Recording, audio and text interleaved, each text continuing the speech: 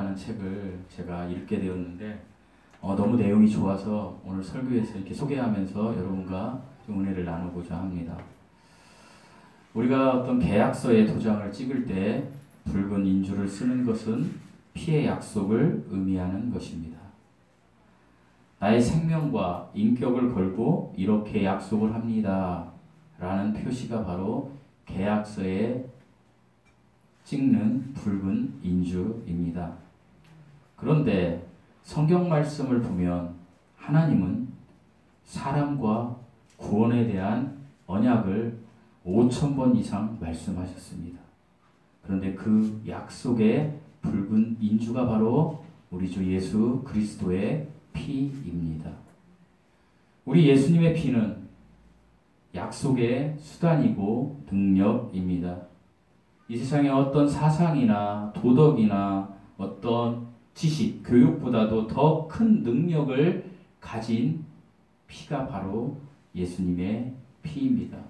예수님의 피는 죄인을 의인되게 하고 영원히 영벌의 장소에 들어갈 수밖에 없는 존재들을 영생의 장소로 이동시키는 무한한 능력을 가진 창조주의 피입니다. 세상의 어떤 것도 죄인을 지옥에서 영원한 저주의 그 공포 그리고 그 심판에서 구원할 수가 없습니다. 그러나 창조주이신 하나님의 아들이신 예수님의 피는 우리들을 지옥에서 완전히 구원하시는 능력이 있습니다.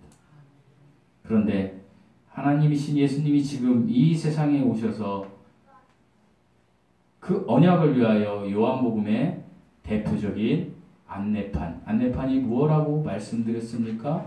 표적입니다. 7개의 표적을 지금 사람들에게 보이시고 그리고 2022년 5월 15일 지금 이곳에 있는 저와 여러분에게도 그 이미 이루었던 7개의 표적을 통하여 예수님은 하나님의 아들이시고 그리고 너희들이 반드시 죽고 나면 심판이 있고 심판 후에 영생과 영벌의 장소로 나뉘어져서 갈 것이라는 것을 알려주고 있습니다. 요한복음으로 돌아가서 그 7개의 표적은 우리가 좀 암기하면서 이렇게 좀 기도할 때도 우리가 선포하고 그리고 삶에서도 그 하나님의 아들을 느끼면서 힘들었을 때 우리가 위안을 찾았으면 좋겠어요. 그러려면 방금 말씀드린 대로 7개를 외워야 하겠지요. 지금 제가 매주 설교마다 계속해서 이야기하는데 자, 우리 한번 같이 해볼까요? 요한복음 2장에 예수님은 어떤 표적을 보이셨습니까? 그렇죠. 아멘. 물이 포도주로 변하는 표적을 보이셨습니다. 이것은 무엇이라고 말씀드렸어요? 예수님은 하나님의 아들이심을 나타내는데 바로 그 예수님은 생명 창조의 근원이시다. 물이 포도주로 바뀐 사건은 예수님이 생명 창조의 근원이시다라는 것을 알려준다라고 말씀드렸어요. 그리고 두 번째 표적이 나오는데 그것은 4장에 왕의 신하의 아들을 고치신 사건이에요. 예수님이 계신 곳을 왕의 신하가 말을 타고 급히 왔어요. 와서 뭐라고 해요? 내 아들을 고쳐주소서. 그렇게 했을 때 예수님께서 내 아들이 이미 치유받았다, 고침받았다라고 이야기합니다. 이 기적, 이것은 거리를 초월하는 거예요. 거리를 초월한 사건. 예수님이 창조주이시라는 것을 보여준다라고 말씀드렸어요. 그리고 요한복음 5장에서는 병자를 고칩니다. 어떤 병자를 고치시죠? 그렇죠. 38년 된 병자를 고치십니다. 의학으로 도저히 안 되는 그 병자를 38년 된 병자를 고치시는 거. 이 사건은 예수님이 시간을 초월하신 창조주이시다라는 것을 나타내 준다라고 말씀드렸어요. 그리고 이제 6장에서는 두 가지의 표적이 나오는데 첫 번째 표적이 오병이어. 이것은 예수님은 저와 여러분이 너무 좋아하는 생명의 떡을 주시는 분이다. 양식을 주시는 분이다. 라는 것을 표현해 주시고요. 그리고 무리를 거르셔요. 이것은 자연을 다스리는 하나님. 사랑하는 성도 여러분, 우리 자연을 다스리는 하나님이 우리가 믿는 예수님이세요. 아멘. 그러면 여러분도 지금 여러분의 근심, 걱정, 여러분이 원하고 바라는 거 그분에게 이야기하면, 말씀드리면 그분께서 그것을 주시려고 작정하신다라면 그것이 바로 이루어진다라는 거예요. 그래서 우리는 기도해야 돼요. 이것은 예수님께서는 자연을 다스리시는 하나님이심을 나타내 주신다고 말씀드렸어요. 그리고 이제 9장에서는 날 때부터 소경된 사람을 치유한 것, 예수님은 세상의 빛이시다라는 것을 나타내 주셨다고 말씀드렸어요. 그런데 이 6가지보다 더 우리에게 실질적으로 큰 거, 마지막으로 11장에 우리가 나사로가 죽은 자 가운데 살아난 거, 이것은 뭐예요? 예수님이 사망을 폐기했다. 이 땅에서의 사망을 폐기한 사건, 우리가 반드시 사망 후에 그 승리, 사망을 폐기하고 승리할 부활이 있음을 주님이 우리에게 알려주신 위대한 사건이라고 말씀드렸어요. 요한복음으로 돌아가서 지금 그 예수님께서는 이제 표적의 실체로 오셔서 이제 12장에서 6월절 어린 양이 되시고자 예루살렘에 입성하시는 거예요. 십자가에 못 박혀 죽으시고자 예수님께서 지금 어떻게 예루살렘에 입성하고 있다라는 거예요. 그런데 이 예수님이 온다는 소식을 들은 많은 무리들이 이제 벌떼처럼 몰려들었어요. 그들이 벌떼처럼 몰려들어서 이제 종려나무 가지를 가지고 막 흔들면서 예수님을 환영하고 있어요. 그 장면이 오늘 12장 12절 13절의 그 장면이에요. 이 사람들이요, 그런데 열광한 것은 무엇에 열광했는지 우리는 알아야 돼요. 이 사람들은 예수님께서 우주 만물을 창조하시고 그 영원의 세계를 다스리는 우리에게 영생을 주실 것이라는 그것, 그러니까 내가 죽은 후에 영원을 사모하는 그것 때문에 예수님을 환영한 것이 아니에요. 이 사람들은 이 세상의 것들을, 나에게 유익을 주실 분, 그 이 세상의 것을 이 세상의 유익을 주실 분이라는 것을 생각하고 예수님을 지금 환영한 거예요. 오늘은 종려나무를 가지고 호산나라는 제목으로 제가 말씀을 여러분과 좀 나누려고 합니다. 우리 13절 말씀 한번 읽어보시겠습니다. 13절입니다. 시작. 종려나무를 가지고 가져나가 그들의 호산나 찬송하리로다. 주의 이름으로 오시는 이곳 이스라엘 왕이시여 하라. 종려나무 가지를요, 제가 인터넷에서 한번 찾아봤는데 우리 교회에 예전에 그 식물 모형이 있었는데 그건 없더라고요. 근데 이렇게 종려나무가 이렇게 가지가 막 화살표 가시처럼 이렇게 돼 있는 거예요. 겨울에 이렇게 자라고, 이렇게 왜 나무가 이렇게 몸만 있고 위에만 이렇게 그 뭐죠? 행운목처럼 이렇게 있는, 이렇게 막 야자수처럼 있는 나무가 종려나무 가지인데 그 가지가 되게 커요. 그런데 그 종려나무 가지를 막 흔들었다 그래요. 왜 그랬을까? 이 의미를 좀 여러분하고 살펴보려고 해요. 사실 6월절은요, 우리나라 지금 그러니까 달로 말하면 3월이나 4월경이잖아요. 그런데 종려나무 가지는 이 6월절에 흔드는 그런 나무가지가 될 수가 없었어요. 실제로 그 종려나무 가지는 언제 흔들었냐면 장막절에 흔들었어요. 이걸 수전절이라고도 하고요. 지금 이스라엘에서는 하누카라고도 하고요. 이것을 빛의 축제라고 그래요. 그래서 이스라엘에 가면 실제적으로 가장 크게 섬기는 그 절기가요. 그 행사가 6월절하고 이 장막절, 수전절이에요. 그러니까 장막절에 이 종려나무 가지를 막 흔들어야 되는 거예요. 그런데 지금 이들이 장막절이 아닌 6월절에 흔드는 거예요. 이것은요, 왜 그랬냐면은 장막절의 유래를 살펴보면 우리가 알 수 있어요. 제가 조금 이따가 설명을 좀 해드릴게요. 그런데 장막절은 딱히 그냥 말씀드리면 이스라엘의 독립전쟁을 한 마캅이라는 사람이요, 이스라엘을 그 셀류쿠스라는 나라가 있었어요. 그게 오늘날 시리아예요. 성경에 나오는 암몬이라는 나라예요. 이 시리아로부터 독립전쟁에서 3년 만에 승리했어요. 그래가지고 그 나라를 막 독립을 해가지고 나라가 완전히 이제 막 기뻐서 우리나라 언제죠? 광복절처럼 막 너무 기뻐가지고 백성들이 종려나무가지를 흔들고 그렇게 이제 했던 그것을 기념하는 게 장막절이었어요. 그러니까 마카비가 시리아의 안티오쿠스 에피파네스 왕으로부터 그 식민지로부터 해방된 것 그것을 기념하기 위해서 이렇게 섬긴 절이 장막절인데 그때 흔든 게 종려나무까지예요. 그러니까 6월절에 흔들면 안 되는 거예요. 근데 왜 흔들었을까요? 이 사람들은 지금 예수님을 마카비라는 사람 정도로 아는 거예요. 그러니까 우리를 로마 그 당시 이제 지금은 지금 예수님 요한복음 12장의 이 시점은 이스라엘이 로마의 속국이었을 때예요. 그러니까 이 로마로부터 우리를 해방시켜줄 마카비 정도의 그 이 세상의 독립투사 장군 우리나라로 말하면 이순신 장군 정도로 알았던 거예요. 그래서 이렇게 흔든 거예요. 마카비라는 사람에 대해서 제가 좀 설명을 해드릴게요. 여러분 졸지 말라고 재밌는 얘기를 해드릴게요. 말라기가요. 이제 우리 선지서의 끝이잖아요. 말라기 다음에 뭐죠? 마태복음이에요. 그래서 말라기를 딱 넘기면 3장을 넘기면 그 다음에 마태복음이 나오잖아요. 근데 되게 성경에 보면 딱 넘기면 요즘 성경에 신구약 중간기 해가지고 막 뭐 설명이 이렇게 나오잖아요. 성경에. 그리고 이제 마태복음이 나오잖아요. 그 신구약 중간기라는 게 약 400년 정도가 있었어요. 하나님은 이것을 침묵기라고 해요.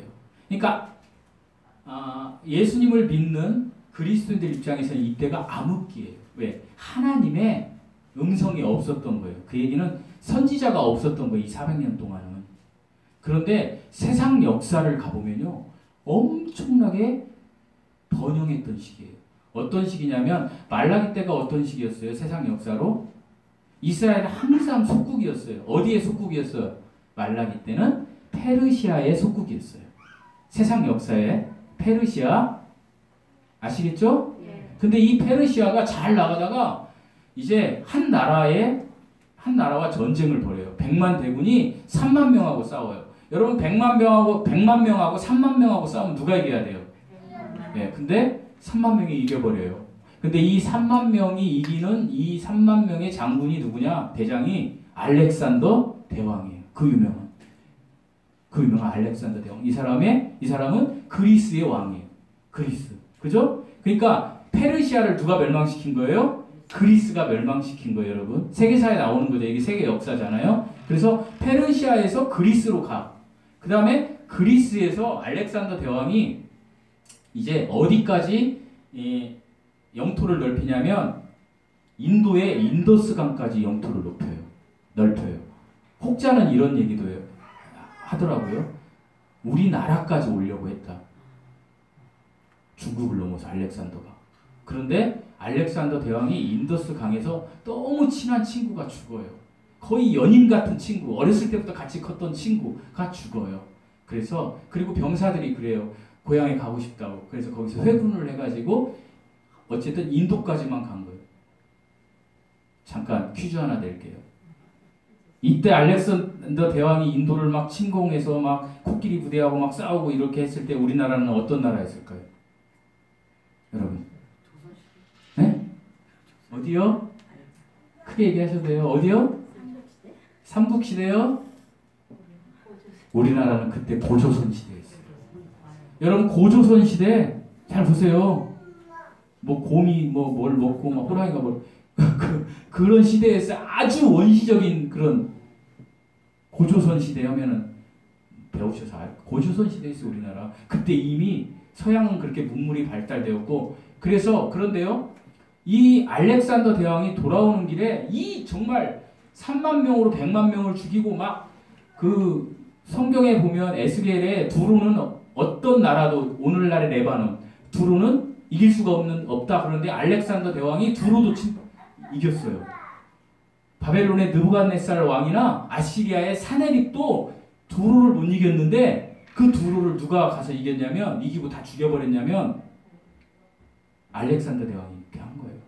이런 아주 엄청난 알렉산더 대왕이 돌아오다가 33세를 일기로 죽어요. 어떻게 죽었을까요? 모기 한 마리한테 물려서 죽어요. 이게 인생이에요. 모기 한 마리한테 물려가지고 말라리아에 걸려서 죽어버려요. 알렉산더가 딱 죽으니까 어떻게 돼요?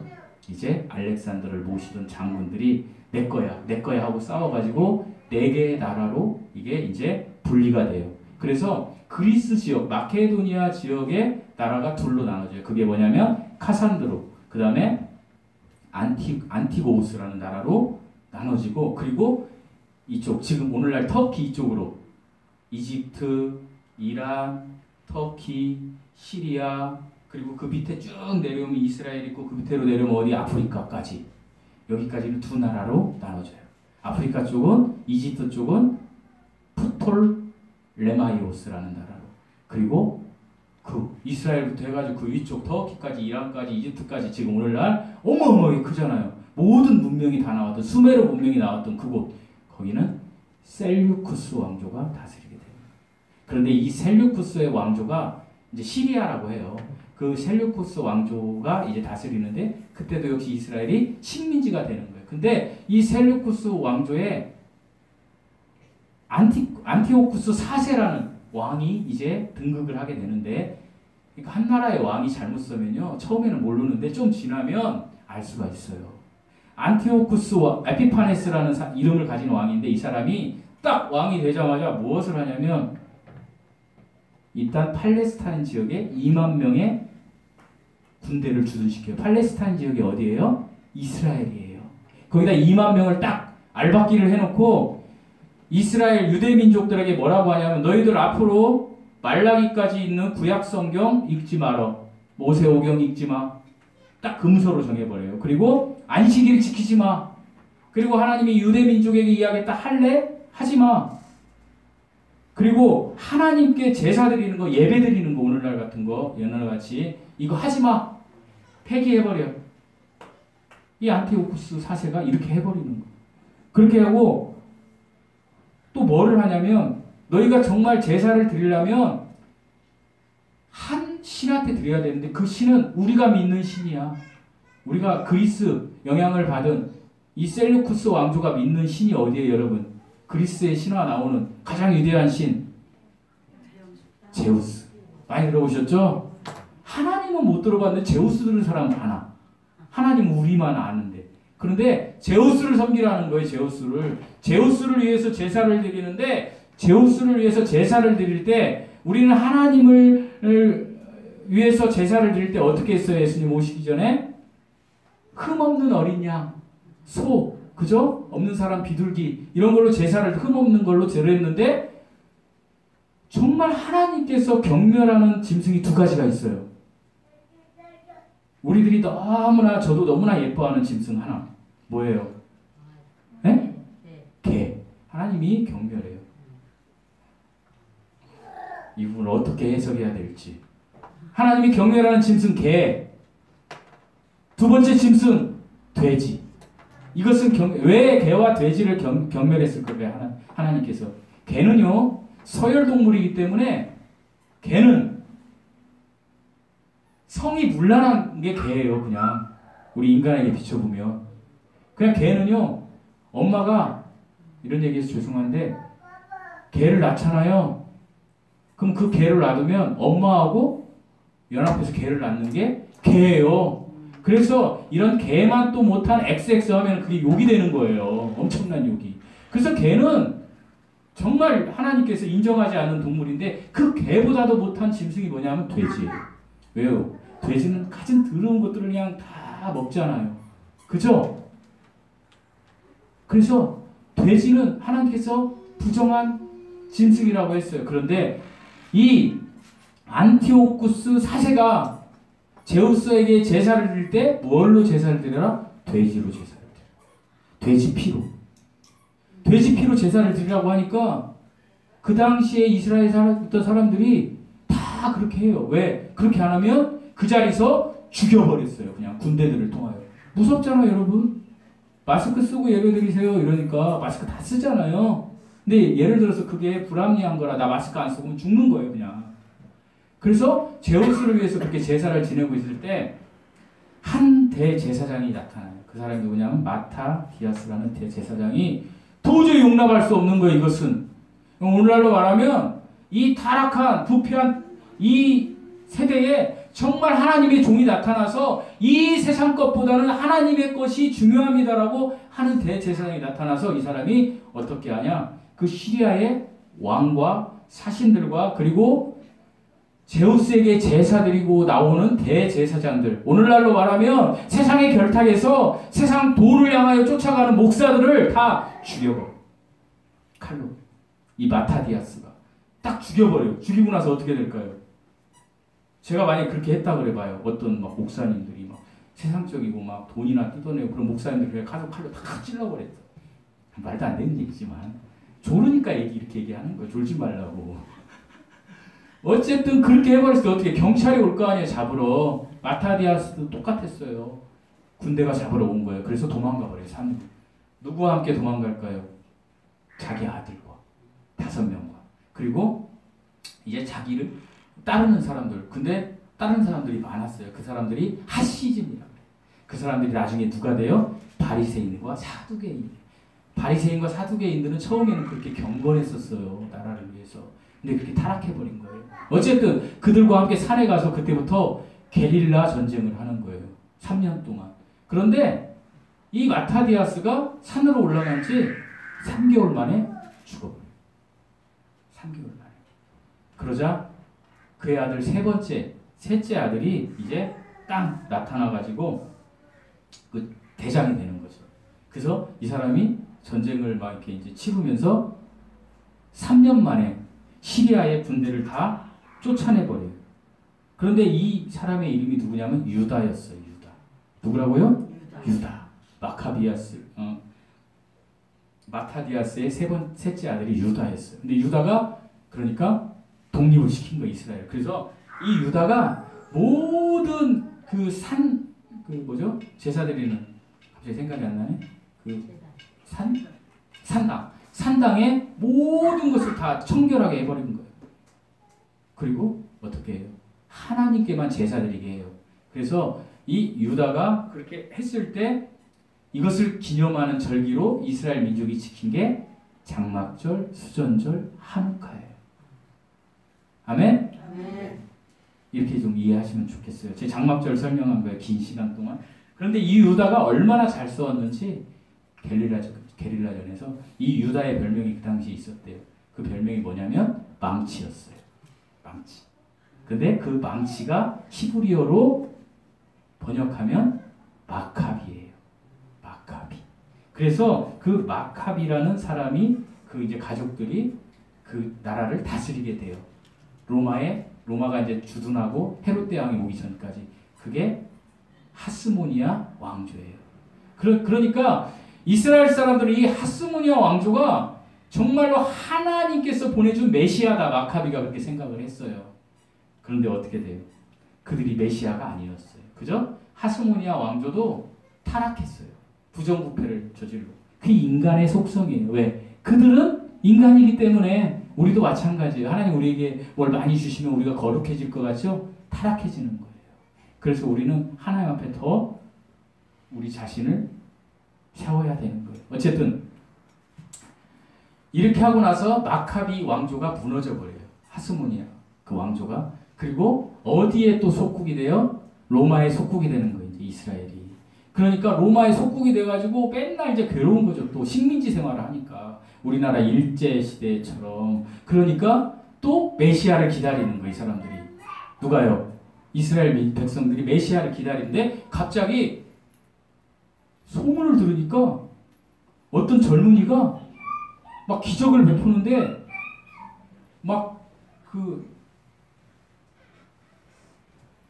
죽은 자를 살리기도 하고 물을 포도주로도 만들고 아까 그 이야기한 7개의 표적 막 무리를 걷고 오병이어를 막 일으키고 병자를 다 고치고 막 난리도 아닌 거예요. 그러니까 이스라엘 사람들 이 청년이 메시아구나 라고 열광한 거예요. 근데 거기까지는 되게 좋아요. 그래서 이제 막 종려나무를 가지를 가지고 막 흔들면서 뭐라고 얘기해요? 13절 다시 한번 읽어보실게요. 13절 시작. 종려나무 가지를 가지고 호산나 찬송하리로다 주 이름으로 오시는 이곧 이스라엘의 왕이시라. 뭐라고 외쳤어요? 종려나무 가지를 흔들면서 호산나. 호산나가 무슨 뜻이에요? 호산나 호산나. 그럼 우리 막 찬양하잖아요. 높은 곳에 호산나. 근데 이 호산나가 무슨 뜻인지 알고 찬양하세요? 오늘 아셨으면 좋겠어요. 호산나는 하나님의 아들이여 우리를 구원하소서, 우리를 구원하소서, 이 뜻이 호산나예요. 호산나가 뭐라고요? 우리를 구원하소서. 그런데요, 너무 좋잖아요. 메시아가 왔구나. 우리를 구원하소서, 우리를 구원하소서. 하나님께서 드디어 메시아를 보냈구나. 우리를 구원하소서. 이 구원하소서가요, 어떤 구원하소서였으면 맞았어요. 우리를 죄와 사망에서, 두려움과 공포에서, 그 죽음의 공포에서 구원할 호산나였으면 맞는 거예요. 그런데 이 사람들은 그런 호산나가 아니었어요. 이 사람들은, 이스라엘 백성들은 마카비에 대비한 호산나였어요. 그러니까 뭐예요? 로마의 압제와 가난과 질병으로부터 나를 구해 주세요. 그러니까 이 세상의 고통으로부터 구해 주세요라고 호산나를 외친 거예요. 그래서 그 호산나를 외친 사람들은 두 부류가 있어요. 한 부류는 내 질병을 고쳐주세요. 내 가난을 고쳐주세요. 어디서 많이 들어본 얘기 같지 않아요? 예수님의 그 능력, 당신이 오병이어를 일으키고, 그리고 당신이 물을 포도주로 만들고, 당신이 병자를 고치고, 이런 분이 시라면 주님, 나도 그렇게 고쳐주세요. 이 세상에 있는 내 삶에도 유익을 주세요. 라고 호산나를 외치는 한 부류가 있었어요. 이들은 그나마 좀 나아요. 이게 우리들의 모습인지도 몰라요. 그죠? 나는 영생을 얻었어. 하나님으로 만족해. 그런데 하나님으로 만족 못해. 교회를 딱 나가면 돈이 있어야 될 텐데. 돈만 조금 있으면 좋을 텐데. 돈. 어쩜 이 사람들과 우리의 모습이 닮았을 수 있어요. 또 한 부류가 있어요. 이 호산나를 예수님을 죽이려는 데 쓰려고 했던 무리들이 있어요. 그들은 대제사장들이고 서기관이고, 그리고 그러니까 그 종교 지도자들이에요. 그 당시에. 오늘날로 말하면 목사들, 신학자들, 이자들은 왜 그랬냐면은 예수님이 자신들이 가지고 있는 기득권에 도움이 안 된다는 거예요. 그래서 자기들의 기득권에 도움이 안 되는 거예요. 이 세상에 도움이 안 되는 거예요. 내가 신학대학원의 교수인데 어떤 젊은이가 와서 예수라고 해서 그걸 다 폐기하고 내가 하나님의 아들이니까 나를 믿어서 구원받아라고만 얘기하니까 어떻게 돼요? 신학대학원도 없어져야 돼. 회장도 없어져야 돼. 오늘날로 말하면. 그러니까 어때? 죽여버려야 되겠다. 하나님을 죽이는 거예요. 오늘날도 이러한 자들이 엄청 많아요. 여러분, 저 같은 목회자들 중에 이런 자들이 너무 많아요. 왜? 기득권을 잃어버릴까 봐 정치와 결탁해요. 여러분, 정치 얘기하는 유튜브의 목사들 설교 듣지 마세요. 정말 들으시면 안 돼요. 여러분, 정말 안 돼요. 큰일 나요. 그게 뭐 우파든 좌파든 절대 듣지 마세요. 그 사람의 생각이 우파일 수도 있고 좌파일 수도 있는데 그걸 입술로 부르짖는 자들한테는 설교 들으시면 안 돼요. 그들은 이미 배교했고 타락했어요. 그들은 예수 그리스도의 복음을 전하지 않는 자들이에요. 더 이상. 그가 얼마나 예전에 많이 전했고 뭐 화려했고 그런 건 다 필요 없어요. 지금 현재 그들의 입술로 정치를 이해하고 있으면 그들은 누구예요? 가짜예요. 지금 여기 나온 종교 지도자들하고 똑같은 거예요. 그런데 희한해요. 며칠 뒤에 이 두 부류, 어떤 사람들, 예수님은 이 세상에 나에게 유익을 줄 거야. 호산나 하던 사람들. 또 한 부류 어떻게? 저것이 정말로 메시아면 우리의 기득권이 다 없어져 버리잖아. 저 죽여버려야 돼. 했던 두 부류들이 서로 의견이 완전 다르잖아요. 근데 이 사람들이 두 부류가 똑같은 목소리를 내는 한 편이 돼버려요. 어떻게 한 편이 돼요? 예수님의 기적과 그분의 능력이 자기들이 이 세상에서 도움이 안 된다는 것을 알게 된 거예요. 이해하고 들으세요. 내가 예수님을 믿는다고 해요. 하나님 아버지, 목사님이 기도하면 된대. 하나님 아버지, 저 이거 해서 이거를 이루어 주세요. 기도를 했는데 아무것도 안 되는 거야. 그러니까 어때? 예수가 있긴 뭐가 있어? 부처나 마호메트나 예수나 똑같은 거지. 종교지고 세상으로 나가버리는 거야. 그리고 교회를 향하여 돌 던지는 거지. 야, 나도 왕년에 예수 잘 믿었어. 이런 사람 많아요, 지금. 그런 부류라는 거예요. 이런 부류들이 어떻게 해요? 예수님을 호산나를 외쳤던 자들이, 어쨌든 예수님을 죽이려고 했던 자들이나 이 세상의 유익을 위해서 예수님께 호산나 호산나 나를 구원해 주세요. 나한테 돈 주세요. 나한테 뭐 주세요. 세상권 뭐 주세요. 하던 자들이 안 되니까 뭐라 그래요? 그를 십자가에 못 박으소서. 똑같이 동일하게 그렇게 이야기한다라는 거예요. 우리가 여기서 얻을 수 있는 교훈이 있어요. 이 세상의 부유함을 위해서 여러분이 예수님을 믿으면 언제든지 우리도 예수님을 십자가에 못 박으소서라고 외치는 자들의 편에 서서 우리가 있을 수 있어요. 잘 생각해 보세요. 그런 사람들 많아요, 지금도. 사랑하는 성도 여러분, 성경은요, 아담 안에서 이 세상에 태어나는 모든 사람들을 죄인들이라고 규정했어요. 왜냐하면 하나님의 은혜를 떠난 모든 자들은 자신의 힘으로 행복과 만족을 채워야 하기 때문에 자기 자신 안에 있는 내재된 것만으로 그것을 다 채울 수가 없어요. 우리 다 저도 그렇고 여러분도 마찬가지예요. 그래서 자기 이외의 다른 이들의 것들을, 다른 사람의 것들을 탈취하여서 내가 행복해지고자 하는 마음이 우리에게 있다라는 거예요. 이것이 우리의 본성이에요. 그래서 정글의 법칙으로 살아가는 거예요. 내가 신입사원이 됐는데 나는 과장이 되고 대리가 될 거예요. 제가 이틀 전에 예전에 수원 전학지사에 있을 때 신입사원들이 있었는데 여자애 둘이 있었고 남자애 하나가 있었는데 남자애 그 하나하고 여자애 하나를 교회 데려온 적이 있어요. 예수님 믿게 하려고. 예수님 안 믿어 이 친구들. 그 내가 잘해줬어요 정말. 밥도 많이 사주고 막 여기저기 사무실에서 예수님 얘기도 하고 또 그때 우리 성경이가 자소서 쓰려고 해서 내가 야 너네들 저기 KT 쓸 때 자소서 쓴 거 우리 애한테 보내. 떨어지면 너네들 책임이야? 막 이렇게 하면서 굉장히 친하게 잘 케어했던 친구인데 본사에 갔죠. 젊은 애들이니까. 근데 얘가 카톡을 보낸 거예요. 저한테. 사장님 잘 계세요. 그래서 내가 카톡에 갑자기 이제 보낸 거니까 장가 가니? 이렇게 보냈어요. 제가 장가 갈 때나 연락할 것 같아서 그랬더니 아니요 저 퇴사했습니다. 그럴 거예요. 너무 깜짝. 너 퇴사했는데 제가 직장생활 처음에 차장님이 너무나 잘해줘가지고 제가 못 잊어서 차장님께 꼭 연락을 했습니다. 그래서 제가 전화를 했죠. 이제 전화해서 전화 어떻게 된 거야? 퇴사를 했어? 그랬더니 알고 보니까 우리 집 앞에 삼성전자 경력사원으로 된 거예요. 이 친구가. 근데 이제 제가 거기 살잖아요. 그러니까 제 생각이 난 거지. 야, 그러면서. 그래서 제가 이제 그리고 장가도 간다고 하더라고요. 8월달에. 그래서 제가 이제 집은 서울이거든요. 그 삼성전자 6월 말에 출근을 하게 된다 그래서 전화해라 밥 사줄게 하고 이제 연락을 했는데 제가 왜 이런 얘기를 하냐면 사람들은 보다 더 나은 회사로 가려고 그리고 그 회사 안에서도 내가 더 올라가려고 그리고 여러분도 여러분 사업을 하면 남보다는 내가 잘 돼야 되고 이게 우리에게 있다라는 거예요. 이게 본성이라는 거예요. 이게 우리끼리는 죄가 아니지만 하나님 앞에는 악한 거예요. 하나님 이걸 너무나 잘 아시는.